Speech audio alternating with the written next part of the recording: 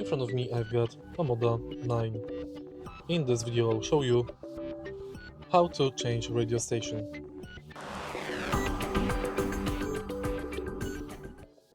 In the beginning, take a look at the screen display.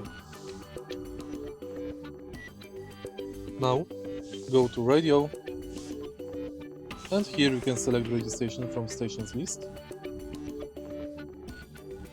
You can select from presets,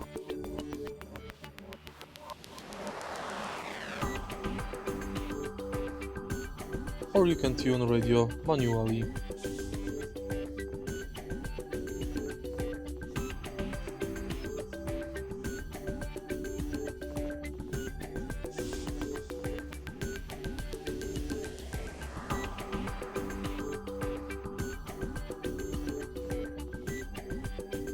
If you found this video helpful, please leave like, comment and subscribe.